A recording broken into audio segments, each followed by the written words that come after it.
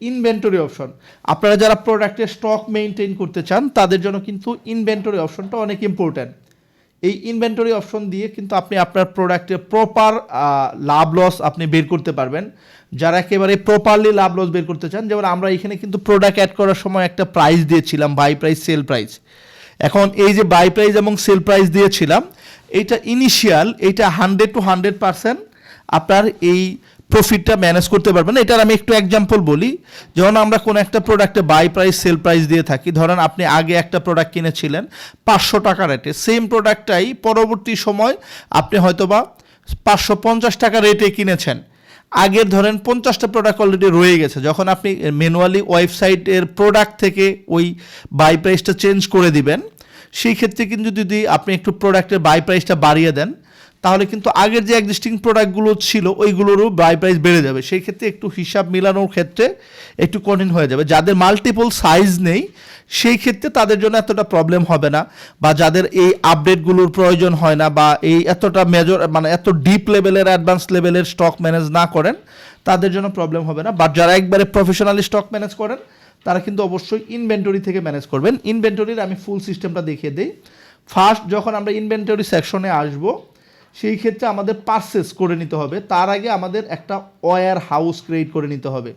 সর্বপ্রথম আমি কোন ওয়্যার হাউসের জন্য আমি আমার এই ওয়েবসাইটের ইনভেন্টরিটা বা আমার এই স্টকের মালগুলো রাখবো, যদি কোনো ওয়্যার হাউস ক্রিয়েট না করা থাকে নিউ ক্রিয়েট করবেন। তার ওয়্যার হাউসের নাম, অ্যাড্রেস এবং ওয়্যার হাউস পারমিশন, মানে এই ওয়্যার হাউসের যদি আপনার কোনো সাপোর্ট বা সেলস অ্যাকাউন্ট থাকে, মানে আপনি ওই সেলস অ্যাকাউন্টের কাকে এই পারমিশনটা দিবেন আপনি ইন্ডিভিজুয়ালি সিলেক্ট করে দিতে পারবেন, যে আমি এই দুইজনকে ওয়্যার হাউসের পারমিশনটা দিলাম। একমাত্র ওই দুইজন সেলস পার্সনই আপনার এই ওয়্যার হাউসের পারমিশনটা পাবে এবং এই ওয়্যার হাউসের অর্ডারগুলো জেনারেট করতে পারবে। আর এখানে যদি একটা না দেন, তাহলে সবাই ওই ওয়্যার হাউসের অর্ডারগুলো ম্যানেজ করতে পারবে। ক্রিয়েটে ক্লিক করলে ওয়্যার হাউস ক্রিয়েট হয়ে যাবে। তারপরে হচ্ছে পার্সেলস অপশন পাবেন। এখানে এই অ্যাড পার্সেল দেখেন, এখানে একটা দেখাই, এইখানে এই তারিখে একটা পারচেস করা হয়েছিল। এইখান থেকে এই ভ্যান্ডর ছিল কে, আমাদের দিনিয়া.com এক্সাম্পল। ওয়্যার হাউস ছিল এই জায়গায়, টোটাল বিল ছিল এত টাকা, আমি পেইড করেছিলাম এত টাকা। এখনও আমার কাছে ডিউ পাবে, মানে আমাদের কাছে বিল পাবে 4500 টাকা, এত তারিখের বিল। এই সময়টাতে আমরা এই বিলটা তৈরি করেছি, এই বিলটা আবার অ্যাপ্রুভ করা হয়েছে। ঠিক আছে। আচ্ছা, আমি অ্যাড পারচেস করে একটা পারচেস দেখাচ্ছি। সেই ক্ষেত্রে দেখেন, আমরা এখানে যখন চলে আসলাম, এখানে ভ্যান্ডর সিলেকশনের একটা অপশন আছে, ভ্যান্ডর সিলেকশনের অপশনটা চলে আসলো। আর এখান থেকে দেখেন ওয়্যার হাউস সিলেকশনের একটা অপশন আছে, ওয়্যার হাউস সিলেকশনের অপশনটা চলে আসলো। আমার যদি এখানে ভ্যান্ডর কোনো একটা ভ্যান্ডর ক্রিয়েট না করা থাকতো, তাহলে এই যে এখানে অটোমেটিক একটা ক্রিয়েটের বাটন চলে আসতো। যেহেতু আমাদের অলরেডি ভ্যান্ডর ক্রিয়েট করা আছে, ওয়্যার হাউস ক্রিয়েট যদি করা না থাকতো, ওয়্যার হাউস ক্রিয়েটের বাটন চলে আসতো। যেহেতু আমাদের অলরেডি করা আছে, সেই জন্য এখানে ডিফল্টভাবে চলে আসছে, ওই বাটন আসে নাই। তারপরে এখন ধরেন আমি কোন কোন প্রোডাক্ট এই সময়টাতে আমি পারচেস করছি। ধরেন আমি একটা oval clock purchase, feather clock purchase করতেছি। এখন দেখেন এখানে কিন্তু অনেক কিছু আছে এই পারচেসের সময়। এইটা হচ্ছে আমার প্রোডাক্টের কোড ফেদার।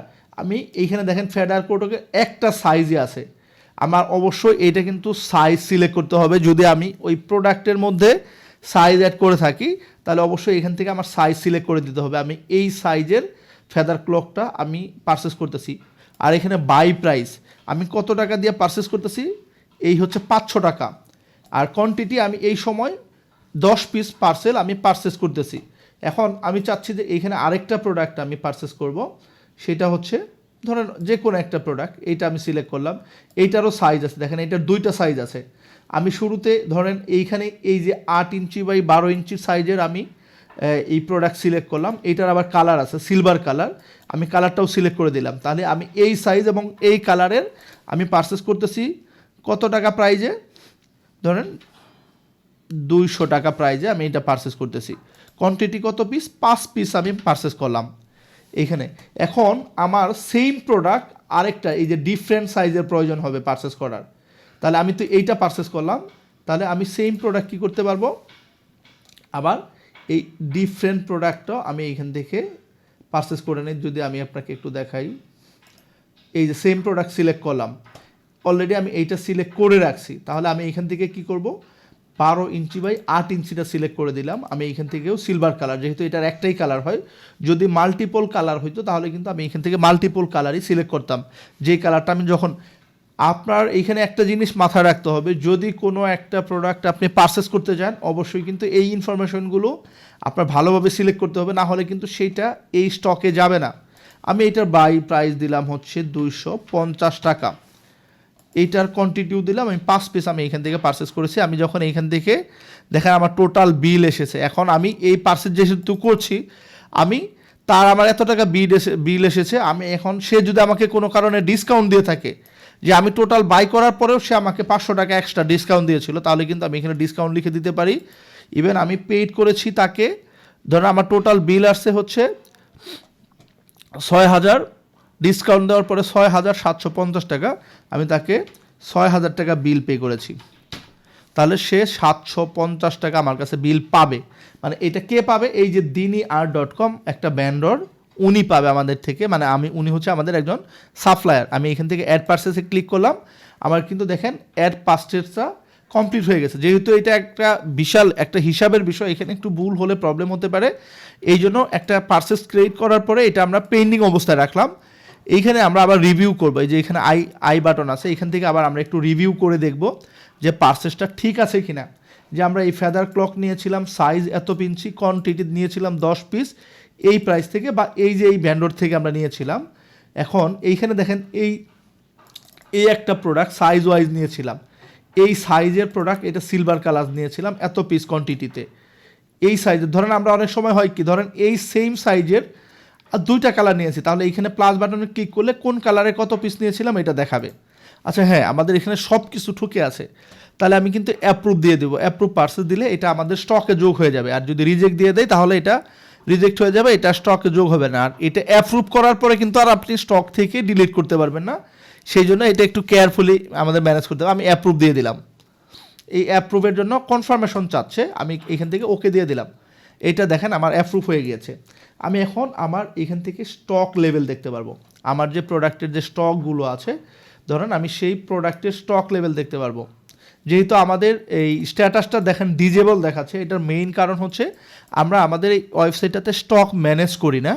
এই স্টকটা ম্যানেজ করার জন্য আমাদের স্টক ওভার সেল, মানে স্টক ওভার সেল নামে একটা অপশন আছে, এটা অফ করে দিতে হয়। স্টক ওভার সেলের কাজটা হচ্ছে যদি আপনার স্টক নাও থাকে তাও আপনি প্রোডাক্ট সেল করতে পারবেন। এটা যারা স্টক সারা বিজনেস করে তাদের এটা প্রয়োজন হয়, এই জন্য আমরা এটা ডিফল্টভাবে দিয়ে রাখছি। যারা স্টক ওভার সেল অফ করে দিবেন তারাই মাত্র এই স্টক নিয়ে বিজনেস করতে পারবেন। যাই হোক, আমি এখান থেকে একটু ডিটেলসটা দেখাচ্ছি। দেখেন এই যে ফেদার ক্লক, এই ফেদার ক্লকটা কিন্তু আমরা 10 পিস নিয়েছি, আর এটাও 10 পিস নিয়েছি, 5 পিস করে ইন্ডিভিজুয়াল। এখন আমি যদি যাই এই যে এই প্রোডাক্টটাতে আমি ক্লিক করি, যে এই প্রোডাক্টের আমার স্টক কত পিস আছে, এই দেখেন এই প্রোডাক্টের আমার আছে কি, এই প্রোডাক্টের দেখেন এই যে সাইজটা আমার 10 পিস আছে। আমি এটা কত তারিখে নিয়েছিলাম, 16 জানুয়ারি এই তারিখে আমি এই প্রোডাক্টটা পারচেস করেছিলাম। আমার যদি মাল্টিপল স্টক থাকে, যে সেম প্রোডাক্ট আমি আবার পারচেস করেছি, তাহলে এটা আবার লিস্ট আকারে নিচে চলে আসবে। ইভেন এইখান থেকে আমরা স্টক আইডিটা দেখতে পারবো, যে এই স্টক আইডিতে টোটাল কতগুলো আমরা এই প্রোডাক্টটা পারচেস করেছিলাম। আবার সেটা আবার এইখান থেকে আরেকটা জিনিস দেখতে পারবো, কোন ওয়্যার হাউজের জন্য আমরা, যেমন এই কাজীপাড়া ওয়্যার হাউজে আমাদের 10 পিস স্টক আছে। যদি আমাদের মাল্টি ওয়্যার হাউস থাকে তাহলে আমরা কিন্তু কোন সাইজের প্রোডাক্ট স্টক আছে সেটাও আমরা এখান থেকে ইজিলি দেখে নিতে পারবো। কোন কালারের প্রোডাক্ট স্টক আছে সেটাও দেখতে পারবো। যদি সাইজ কালার না থাকে সেই ক্ষেত্রে কোন প্রোডাক্ট আছে, তাহলে আমরা যদি আমাদের মাল্টি ওয়্যার হাউস ম্যানেজ করি সেই ক্ষেত্রেও কিন্তু আমরা আমাদের কোন ওয়্যার হাউসে কত পিস মাল, কোন কালারের মাল স্টক আছে সেটা ইজিলি দেখে নিতে পারবো। আচ্ছা, এইখান থেকে আমরা এইটা দেখলাম। তারপরে যদি আমরা এইখান থেকে এইটা দেখি, দেখেন এইটার কিন্তু আমরা 2টা আলাদা আলাদা সাইজ আমরা এখান থেকে অর্ডার করেছিলাম। যেমন এই সাইজের একটা, এই সাইজের একটা, এটা আলাদা সেপারেট হয়ে গিয়েছে। এখন এই সাইজের আন্ডারে আমাদের কালার ছিল, এখানে যদি আমি ক্লিক করি, এই যে সিলভার কালারটাই কিন্তু আমরা আমাদের এখান থেকে অর্ডার করেছিলাম। বাট এখানে টোটাল স্টক দেখাচ্ছে 10, বাট আমাদের কালার ওয়াইজ স্টক দেখাচ্ছে 5 পিস করে। মানে আমাদের টোটাল 10 পিস আছে, এই কালারের আছে সিলভার, এই সাইজের আছে 5 পিস, এই সাইজের আছে 5 পিস। তাহলে এই সাইজের 5 পিস যদি শেষ হয়ে যায় তাহলে আমি কিন্তু আর এই সাইজটার অর্ডার করতে পারবো না। আচ্ছা, এই হচ্ছে আমাদের স্টক। যদিও আমাদের স্টকের আরও আলাদা একটা অ্যাডভান্স রিপোর্ট আছে, সেটাতে আমরা লাস্ট বাই লাস্ট আমরা এখান থেকে যাচ্ছি, তাহলে আমরা আমাদের এখান থেকে পুরো স্টক সিস্টেমটা ম্যানেজ করতে পারবো।